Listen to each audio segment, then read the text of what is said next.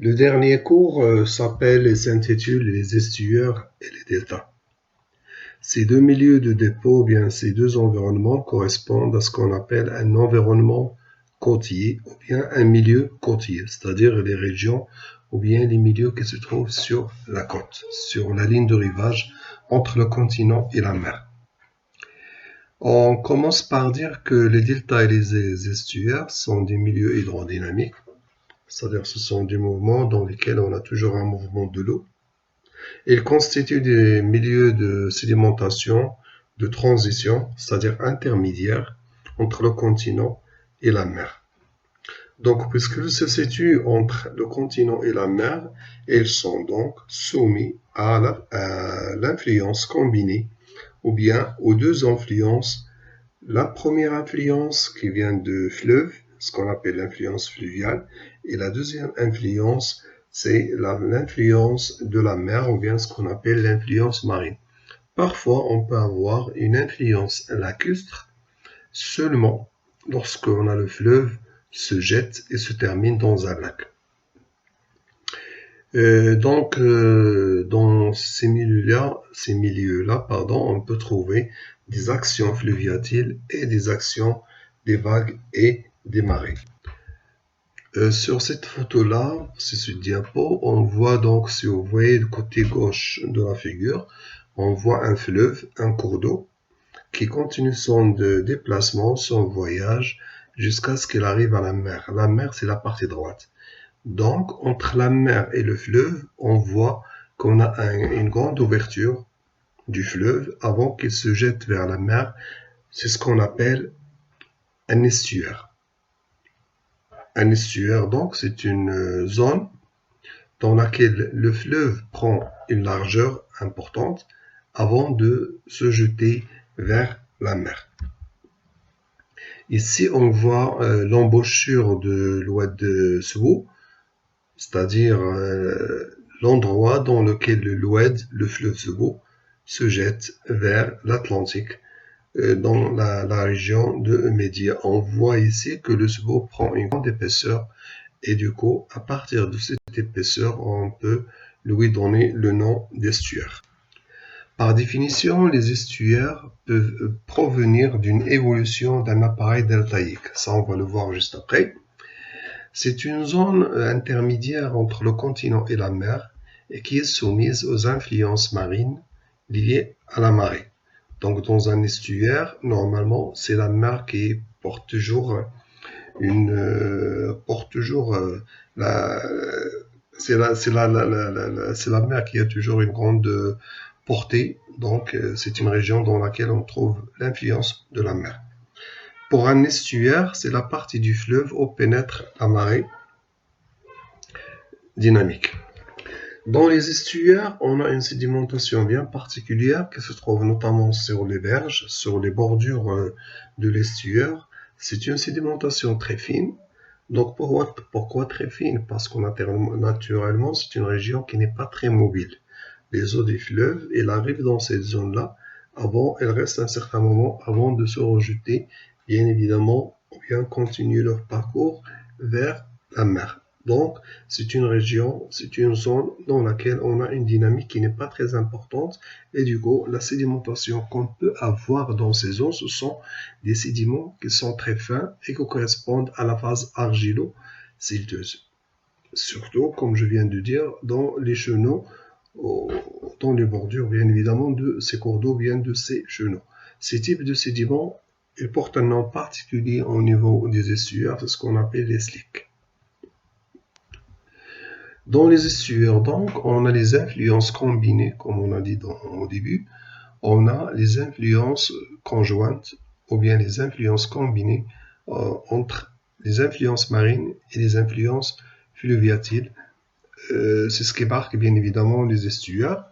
Et on trouve que les estuaires sont de ce fait, puisqu'on a ces deux types d'influences, on a une onde de marée. Cette onde de marée se progresse de manière sinusoïdale au milieu océanique et lorsqu'elle entre dans l'estuaire, elle se transforme par le frottement des eaux contre le fond et donc on va avoir une diminution de la force de cette onde de marée. Et je répète, lorsqu'on a un estuaire, l'onde marine ou bien l'onde de marée qui va venir de la mer, cette onde va remonter vers l'amont, mais il va s'anéantir, il va diminuer de force, tout d'abord par le frottement des eaux contre le fond et aussi par le rétrécissement des berges. Parce que plus on remonte vers l'amont, plus on va aller vers le fleuve, vers le cours d'eau. Donc, on va assister à une diminution de l'épaisseur des berges, ce qu'on appelle un rétrécissement des berges. Le frottement contre le fond peut constituer un freinage de l'onde de marée, ce qui donne une onde de plus en plus dissymétrique vers l'amont, et aussi on va avoir que le flot, c'est-à-dire la remontée de l'eau, est très faible par rapport au retrait. C'est normal parce qu'on a l'onde de marée qui va s'anéantir, voire jusqu'à ce qu'il disparaisse lorsqu'il quitte l'estuaire, ou bien à la sortie de l'estuaire, entre l'estuaire et le fleuve. Et du coup, on va voir que les eaux ne peuvent plus remonter. Donc, on va avoir le recul de l'eau vers la mer qu'on appelle le jusant. Le rétrécissement de la section estuarienne, ou bien la diminution de l'épaisseur de la section au niveau d'un estuaire est accompagnée par, ou bien engendre une amplitude croissante de l'onde de marée par l'importance des eaux douces par rapport aux eaux marées, ce qui veut dire qu'on a une importance de l'influence fluviatile par rapport à l'influence marine. C'est ce qu'on appelle le type stratifié. Le deuxième type, c'est ce qu'on appelle le type partiellement mélangé et qui est caractérisé par une turbulence du courant de marée, des échanges verticaux entre les eaux douces et les eaux salées, et on a une action combinée des eaux de fleuve et les eaux de la mer, c'est la figure numéro 2. C'est ce qu'on appelle le type partiellement mélangé, l'estuaire partiellement mélangé, dans lequel, je répète, on a une action combinée, on a les deux actions en même temps, on a l'action marine et l'action fluviatile, et on a un début de mélange entre les eaux douces, fluviatiles, et les eaux marines, les eaux salées marines, d'origine marine. Le troisième type, c'est le type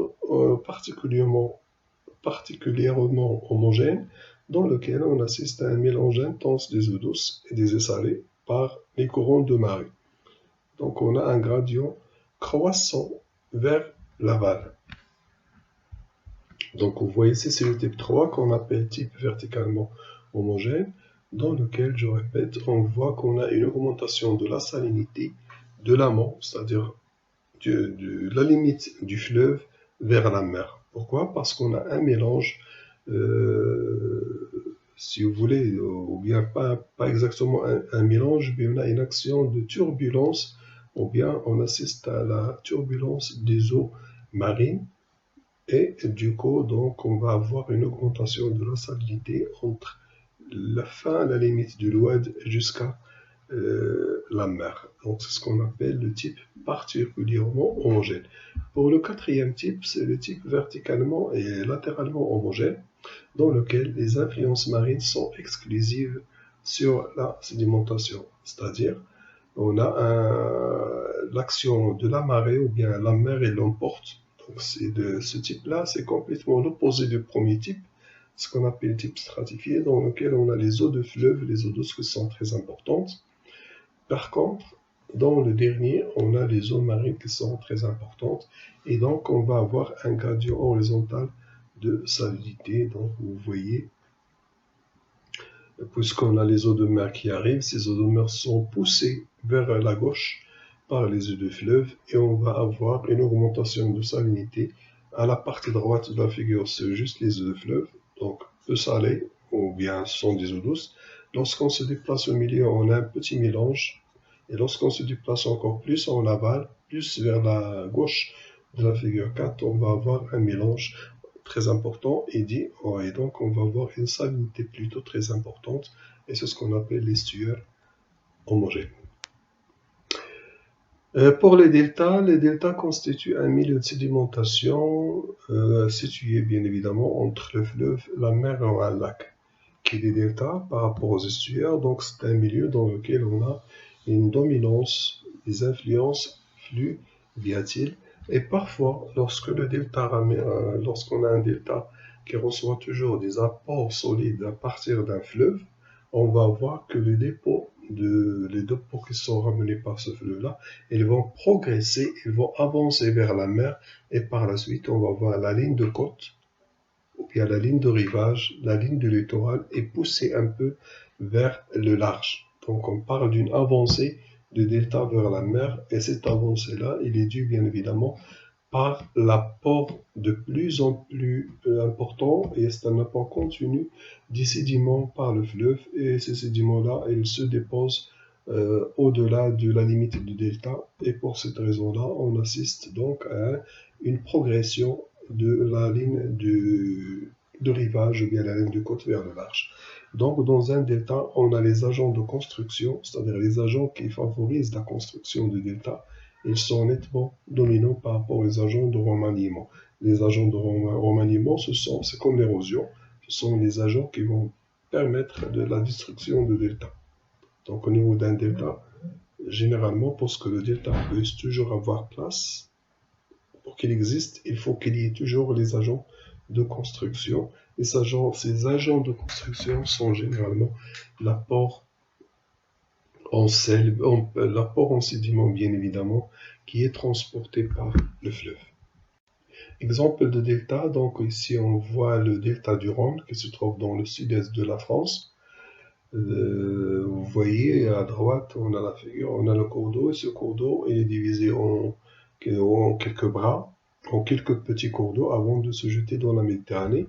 Et si on a le delta du Nil, vous voyez le delta du Nil, on voit le cours d'eau du Nil dans la photo de droite, qui remonte vers la Méditerranée, mais à un certain moment, elle sera divisée en plusieurs bras, et on dit qu'on a une bifurcation, ou bien une division du cours d'eau principal en plusieurs bras, avant de se jeter dans la Méditerranée, et on voit qu'on a une cône, on a une forme de delta, et c'est pour cela ça s'appelle un milieu deltaïque, ou bien tout simplement un delta. Pour les structures qui permettent donc de connaître un delta, ces structures-là, elles sont de trois types. Ce sont les structures qui sont bien évidemment propres à un milieu deltaïque ou bien propres à un delta. Ces structures-là, tout d'abord, je répète, lorsqu'on a un delta qui progresse vers la mer, donc on a les apports en sédiments qui sont apportés par le fleuve. Donc, ces sédiments-là, on peut distinguer la couche qui se forme en haut, dans la partie sommitale. C'est ce qu'on appelle le topset bed. C'est la partie émergée du delta. Donc, c'est la partie du delta qu'on voit à l'œil nu.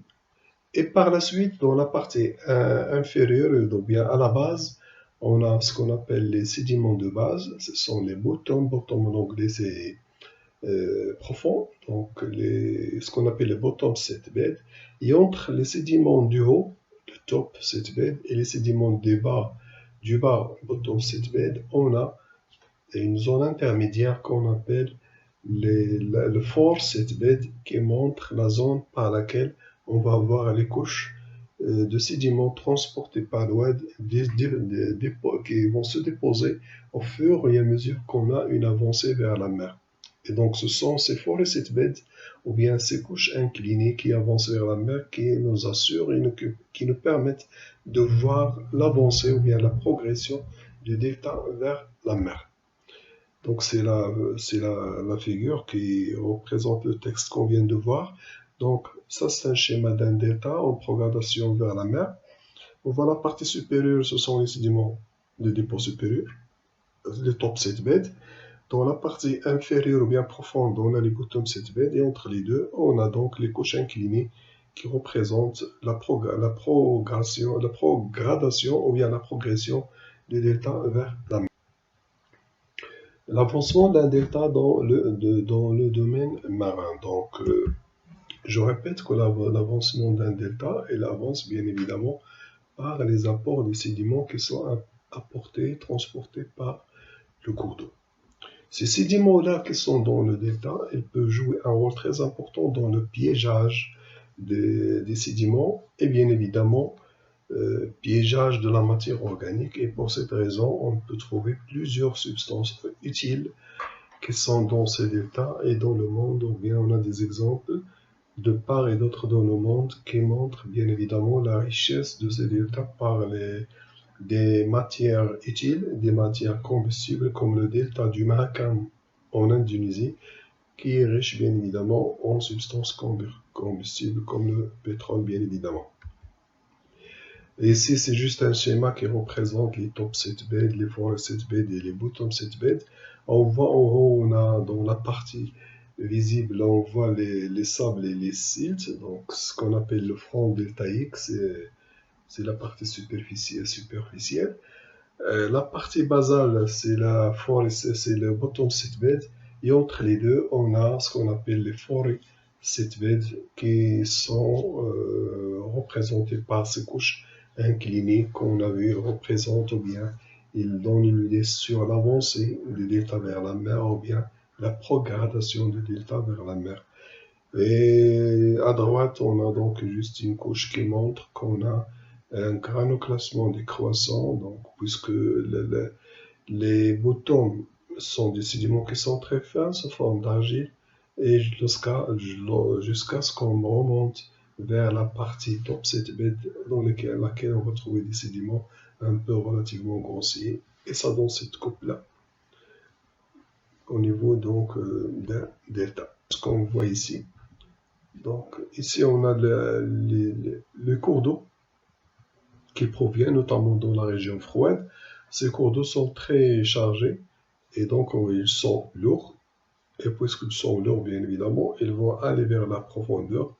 Et puisqu'ils sont chargés, contiennent de la matière un peu solide, et ils vont donc participer à l'érosion du fond. Et c'est ce qu'on appelle un écoulement hypopycnal. Donc sans vous embarrasser avec ce type d'écoulement, un écoulement hypopycnal, c'est lorsque on a une stratification entre les eaux marines en bas et les eaux douces au haut qui provient de l'ouest. Un écoulement hypopycnal, lorsqu'on a les eaux du fleuve qui sont chargées, vont se placer en profondeur, tout simplement, et les eaux salées dans la partie superficielle. Pour les processus de destruction, de destruction d'un delta, on a dit au début, donc lorsqu'on a défini les estuaires, qu'un estuaire peut provenir de la transformation d'un delta. C'est bon? Donc, les destructions, les phénomènes ou bien les causes de la destruction d'un delta sont tout d'abord action des vagues très importantes. Tout à l'heure, on a dit pour la formation d'un delta, il faut que les eaux marines soient un peu immobiles ou bien l'action marine est très faible. Donc ici, pour pouvoir détruire un delta, il faut qu'on ait une action marine très importante, donc des vagues importantes. Ou bien, le delta, c'est quoi? Ce sont juste des sédiments qui sont transportés par le fleuve et qui sont déposés, sédimentés entre le fleuve et la mer. Donc, pour pouvoir détruire ce delta-là, il faut qu'on ait un déplacement ou bien une remobilisation de dépôt d'embouchure par un transfert latéral des vagues ou bien du cours d'eau. C'est-à-dire, on peut avoir de l'eau marine qui va venir latéralement, janibienne, latéralement au delta et va commencer à l'éroder de façon continue jusqu'à ce que le delta disparaisse. Donc, lorsqu'on a les bancs sableux sont simplement étalés, c'est-à-dire lorsqu'on a cette mobilisation ou bien remobilisation des dépôts d'embouchure par un courant latéral, on va avoir formation des bras, les bras qui sont, ou bien les sédiments qui sont érodés et transportés au moment de ce transfert, au moment de cette remobilisation, ils vont se déposer, se forment de bancs sableux et bien évidemment le delta va recevoir, il sera très ouvert et donc va recevoir de plus en plus de l'eau marine et enfin le delta sera transformé en un estuaire. le type la classification de delta, elle repose sur le type de dynamique qui est très important. Et je répète, si on a la dynamique fluviatile, qui est très importante, qui l'emporte, le type de delta qu'on va avoir, c'est le type bird foot ou bien le type pied d'oiseau. Si on a la route qui est dominante, c'est le cuspat. Si on a la main qui est dominante, donc c'est le type essuie. Donc, ici, on a le type bird foot. Vous voyez bien évidemment qu'il ressemble bien évidemment au pied d'oiseau. Et ça s'appelle bird foot. Donc, je répète, si vous vous rappelez le bird foot, donc c'est le type dans lequel on a l'action fluviatile elle est dominante. Donc, les apports fluviatiles sont dominants. On a intervention principale des débits liquides et solides. Débit liquide et solide, c'est normal parce que le fleuve qui est très important, le fleuve ou bien l'oued, il ramène avec lui, c'est de l'eau, bien évidemment, qui est couplée ou bien qui ramène avec lui de solide qui est donc les sédiments. Donc, c'est ce qu'on appelle le type de delta avancé vers la mer ou bien le type. Le deuxième type, donc, c'est le type de delta dans lequel on a l'action dominante, bien évidemment, c'est la houle. Donc l'exemple, on a dit l'exemple, c'est le Nil en Égypte ou bien le Rhône. Donc ici, on a donc un avancement faible vers la mer avec l'édification des barres d'accrétion sableuses successives. C'est-à-dire ces barres-là que vous voyez, ces couches que vous voyez de sable, on a le fleuve qui arrive, et il dépose à droite et à gauche ce sable-là. Et on a ce type-là qui est construit par l'action combinée, bien évidemment, du fleuve avec l'existence de l'action de la roue qui a aidé, bien évidemment, au dépôt de ces lignes ou bien ces couches de sable. C'est ce qu'on appelle le type. Donc,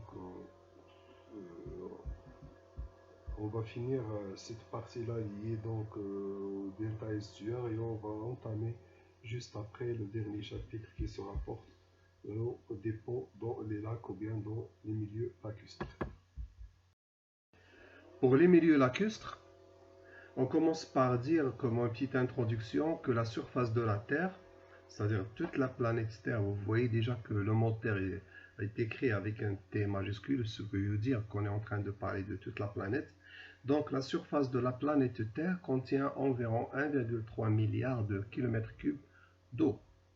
Donc à tel point que si on admet que la surface de la Terre était plane, ce 1,3 milliard de kilomètres cubes d'eau va constituer une épaisseur d'eau, ou bien une couche d'eau, à la surface de la Terre d'environ 2,2 km sur toute la planète.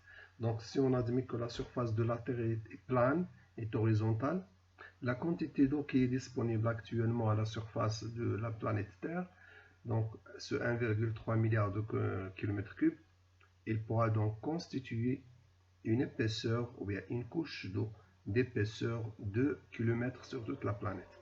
Mais heureusement, la Terre n'est pas vraiment toute plane. Donc sinon, on sera donc submergé. Donc, de cette immense quantité d'eau, on a 97,5% qui est salé. Et donc, puisqu'il est salé, donc il est constitué par les eaux de mer et les eaux des océans. Et juste 1,8% existe sous forme d'eau solide au niveau du pôle sud et de la Groenland. Donc vous vous rappelez, la Groenland, c'est l'île dans laquelle on a dit qu'on a une grande calotte donc glaciaire. Donc seulement 0,65% est constitué par l'eau douce qu'on trouve dans les cours d'eau, les eaux souterraines, les lacs et les zones humides. Donc malgré que l'hydrosphère contienne une grande quantité d'eau, seulement une fraction très fine, c'est-à-dire une petite quantité d'eau, soit 0,6 ou bien 0,65%, qui est constituée ou bien qui constitue l'eau fraîche. Donc, pour les lacs, on commence par dire que un lac est une large structure continentale, c'est-à-dire c'est normal qu'on retrouve les lacs dans le continent, et qui occupe une dépression dans la surface terrestre. Exemple, donc je donne ici des exemples marocains. On a le lac Wiwen, le lac Aguilma Mazgza, le Daït Oua, et le lac Erikçepi qui se trouve dans la région de Rachidia, donc dans la localité de Marzouga. Donc ces lacs sont des lacs naturels, c'est-à-dire des lacs qui ont été formés par la nature. Cependant, on peut attribuer actuellement le terme de lac parfois à des étendues d'eau artificielles telles que les barrages qui sont construits bien évidemment pour stocker l'eau. Exemple, le barrage Louhda, barrage Al-Fassi, barrage Dres Premier, etc. Donc le terme de lac, normalement, c'est une dépression naturelle qui est couverte par l'eau. Mais parfois, le terme lac, on peut l'attribuer aussi donc, à des structures ou bien à des ouvrages hydrauliques qui sont artificiels, notamment les barrages. Donc sur les photos ci-dessous, vous voyez donc des images de différents lacs que j'ai mentionnés, donc qui sont d'origine naturelle.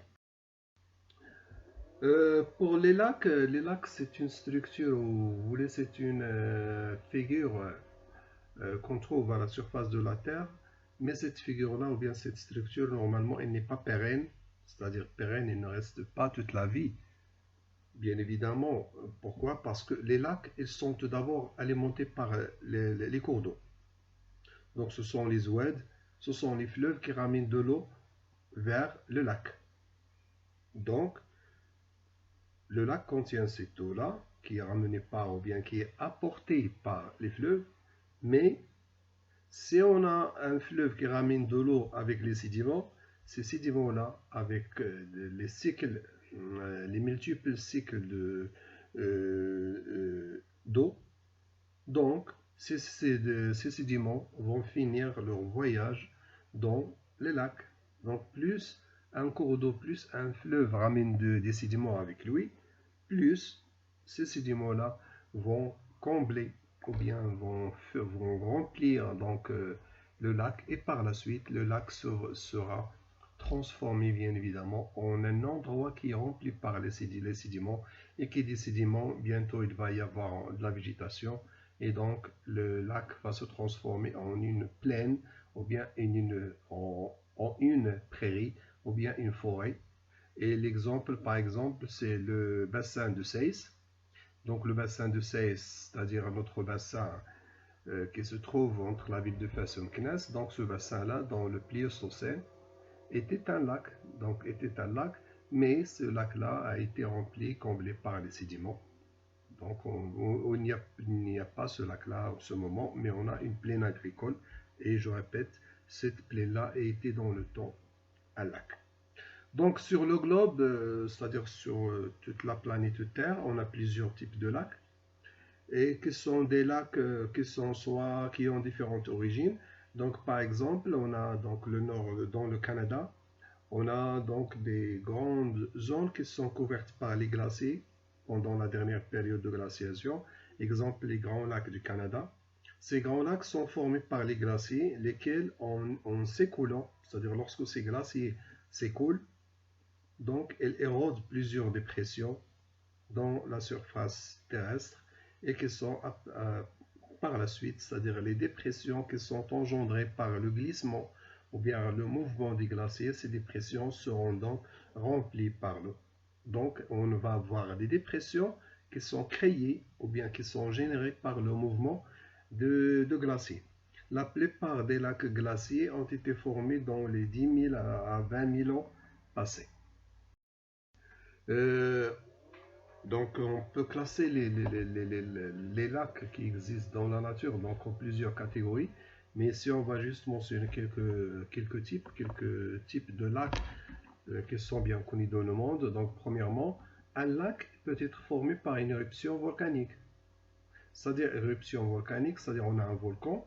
Donc, le magma va sortir du volcan, et lorsque le volcan est éteint, c'est-à-dire il ne fonctionne plus, il n'y a plus de magma, donc il va laisser ce grand trou-là, ce grand trou donc à l'extérieur qu'on appelle le cratère. Ce cratère, avec le temps, il sera rempli par l'eau, et donc il va donner un lac. Et l'exemple le plus connu, c'est le lac Bidugol qui se trouve à Bali en Indonésie, ou bien le lac Crater Lake, ou bien le lac Cratère qui se trouve aux États-Unis.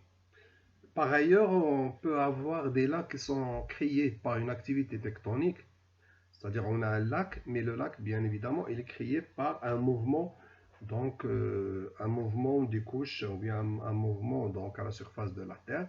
Et l'exemple le plus connu, c'est le lac Baïkal qui se trouve en Russie et qui constitue un large lac profond qui couvre une dépression créée par une activité tectonique. Donc malgré que ce lac-là, donc chaque lac, j'ai dit, les lacs sont généralement reliés au fleuve. Donc comme ce lac-là, le lac Baïkal, il est alimenté par un fleuve, et le fleuve, bien évidemment, il ramène les sédiments, mais les sédiments qui se déversent dans ce lac-là ne constituent pas une menace pour le lac, pour ce lac. Pourquoi? Parce qu'on a toujours une activité tectonique qui fait donc approfondir le lac, et par la suite les sédiments n'altèrent pas donc le lac. On a toujours le lac qui est rempli en eau. Et par la suite, on a ce qu'on appelle les lacs formés par les chenaux abondants. C'est quoi un chenal? Donc c'est un conduit d'eau. Et ce conduit d'eau, dans ce cas, ce sont les conduits d'eau qui forment ce qu'on appelle un méandre. C'est-à-dire lorsqu'on a un cours d'eau qui prend une forme sinueuse. Donc une fois qu'on a donc arrêt, ou bien lorsqu'on a l'une de ces méandres sera coupée des autres du cours d'eau principal, ce méandre-là découpé ou bien ce bras découpé sera formé, va former bientôt un lac, et le lac qu'on appelle, ce sont les lacs type Oxbow qui se trouvent par exemple dans le fleuve Mississippi. On va voir tout à l'heure des photos de chacun de ces lacs. Par ailleurs, on peut trouver des lacs qui sont formés donc sur une zone horizontale à la surface de la Terre et qui sont alimentés par la remontée de l'eau dans la nappe aquifère. Donc on a la surface de la Terre et en profondeur, on a un aquifère d'eau. Donc plus l'aquifère sera rempli en eau, plus l'eau en excès va réapparaître à la surface et va donner un lac. Et l'exemple, on peut donner l'exemple de Merjad Fès. Donc vous connaissez le quartier Merja, qui n'est pas loin de Marjan, Permknes. Donc, dans la période dans laquelle on va recevoir beaucoup de précipitations, bien énormément de précipitations, on voit que cette région-là sera couverte par l'eau. Tout simplement pourquoi? Parce que le niveau de la nappe, donc il remonte, et on va voir de l'eau de la nappe qui va arriver en surface. Un autre exemple, c'est le lac d'Eitaoua. Donc vous connaissez tous lorsqu'on va entre Imouzer, lorsqu'on va à Ifrane à partir de la ville d'Imouzer. Donc ici on a sur la photo nord-ouest, en haut à gauche, donc c'est le cratère lac, ou bien Crater Lake, aux États-Unis bien évidemment, c'est un lac volcanique. À droite, en haut, on a le Baïkal, le lac Baïkal, donc c'est un lac d'activité tectonique. En bas à gauche, on a le Oxbow. Donc ce qu'on voit ici est la forme d'un O. Donc ça appartenait à un méandre. C'était une partie du fleuve qui était là, mais par la suite, cette partie a été fermée par la sédimentation et a engendré ce type de lac qu'on appelle le lac de chenal de type Oxbow. Et donc dans la partie, donc en bas à droite, on a le lac Bidugul qui se trouve bien évidemment dans l'île de Bali en Indonésie. Ici, on a quelques exemples de lacs au Maroc, donc le lac Wiwen, qui se trouve entre la ville d'Azro et les localités de Source d'Amarbé. On a Daïtaoua, donc malheureusement actuellement on n'a plus d'eau parce que les eaux ont été prises en amont, donc ce lac-là, donc il est en train de perdre son potentiel hydrique. Donc on a le lac Agelmam Azgza, donc qui se trouve donc sur la route entre Yun Amarbé, les sources d'Amarbé et Khnifra. Et bien évidemment le lac célèbre et le lac mythique qui se trouve dans la localité de Marzouga qu'on appelle le lac Erg Shepi. Donc comme ça on va finir avec les derniers exemples que je vais donner. Donc le lac Isli et le lac Tislit, donc qui se trouve bien évidemment à l'entrée de la petite ville de Emilchil, donc dans le Haut-Atlas, en allant de Bni Mellal à Rachidia. Et en bas, on est à gauche, le même Sidi Ali, donc entre la ville d'Azro et Timhadet, et bien évidemment le lac d'Afnourir qui se trouve donc dans la région de Ain el-Khla. Donc comme ça, Et la petite partie qui va rester, donc, c'est l'introduction au cycle de l'eau. Et ça, on va la voir ensemble, bien évidemment, dans la séance de TD qu'on va voir, qu'on va corriger bientôt. Et sur ce se termine le cours. Et je vous souhaite une bonne continuation et bon courage. Et si vous avez des questions, n'hésitez pas à me contacter. Et bon courage à tous et à toutes.